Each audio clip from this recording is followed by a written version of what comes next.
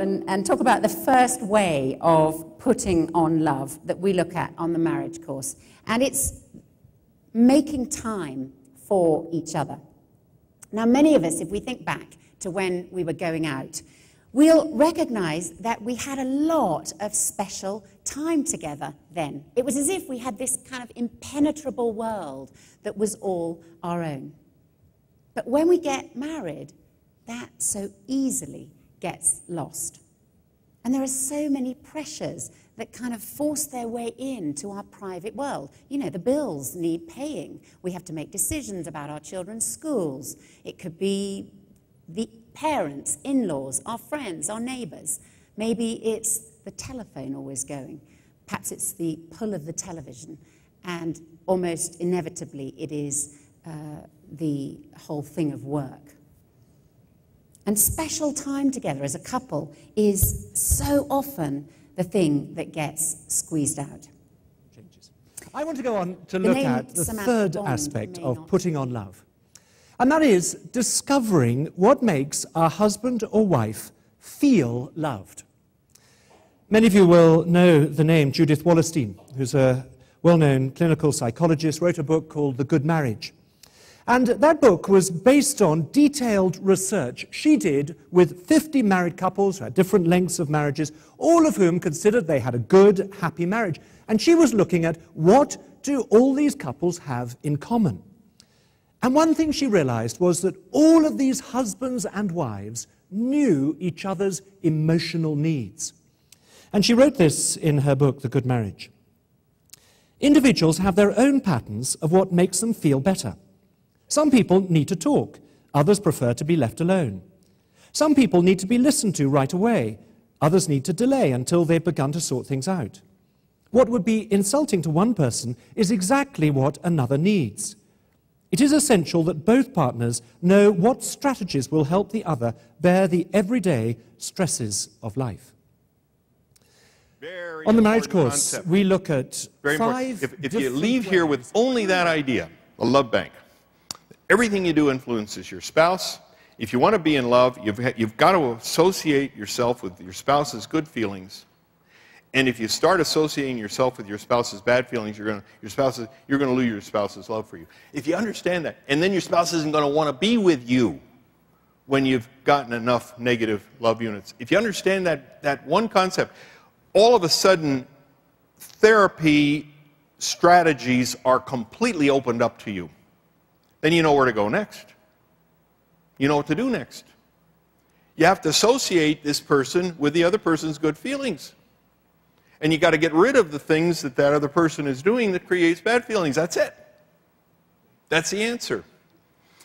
Okay, there's another topic here that I want to talk to you about, and that's instincts and habits. As you can tell by now, I'm a behaviorist, okay?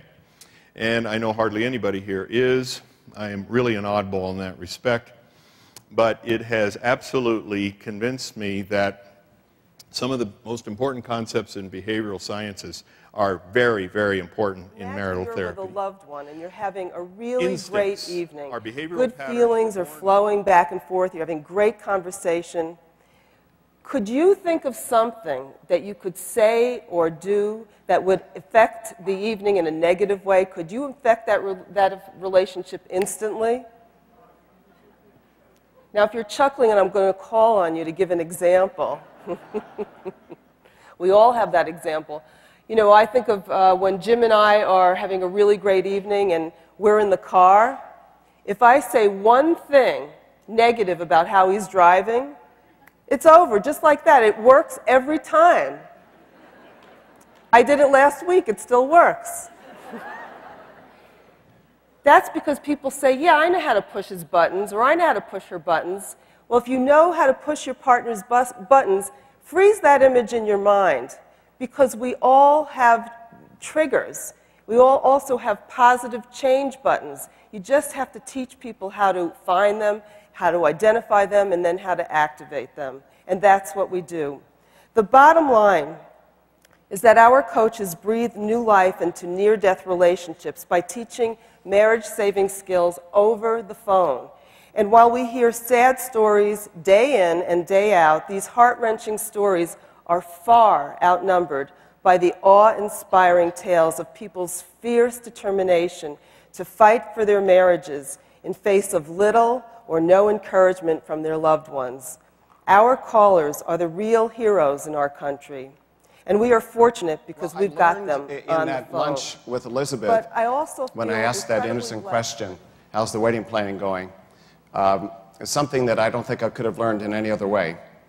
And if it was that if my own daughter, raised in this culture of marriage education, was not able at that moment to focus on the future given what was right in front of her, then what I realized was that I had not been taking couples where they are. The first principle of adult learning is to take people where they are, not where we think they should be. And where they are is, as I learned from Elizabeth, after the engagement. By the way, these proposals now are getting quite extravagant. Talk about the pressure on the guy to come up with an airplane banner or something like that. As Elizabeth taught me, an hour of bliss. We are engaged. I have found my life partner. An hour of bliss followed by telling people, and then the questions start. So what are the questions? What are the questions? Mom and Dad, we're getting married. So tell me, what are the questions? When? What else? Where?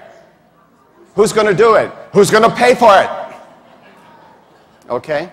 You're certainly going to have your Uncle Bob, the pastor, do the ceremony, aren't you? So it's an hour of bliss followed by 9 to 12 months of stress. Number one cause of divorce and separation is we grew apart. That's what people say. We grew apart. Number one cause cited for divorce and separation. Number one cause of growing apart is resentment. Number one cause of resentment is withdrawal of interest, meaning I don't show the interest in you that I used to. I don't see you with my eyes. I don't hear you with my ears. I don't attune to you. I'm not present for you. So if you could see that this withdrawal of interest is the number one cause of disconnection, there's a little saying, and I should memorize it accurately, but it's by Thich Nhat Hanh, and I read it in O Magazine, my Bible. Anyway, no, it's not really my Bible. I'm sorry. No, it's not. It's just one of my encyclopedia resources. They just did a big interview with us. Yes, that's what she really means. It was in the same issue that our article happened to be in, so that's how I know. But anyway, it's from Thich Nhat Hanh. He said, when you look at me and when you don't see me and you think you already know everything about me, you're killing our relationship. When you look at me and believe you already know everything about me, you kill our relationship. It's a killing of the relationship. And if you've ever looked at passion, that one of the primary ingredients in long-term passion is knowing each other and continuing to learn and grow and discover one another. And that is one of the keys to keeping a relationship alive as well as connected. And you're not likely to have your partner open up to you if you're criticizing them, if you're telling them how they're failing to connect with you.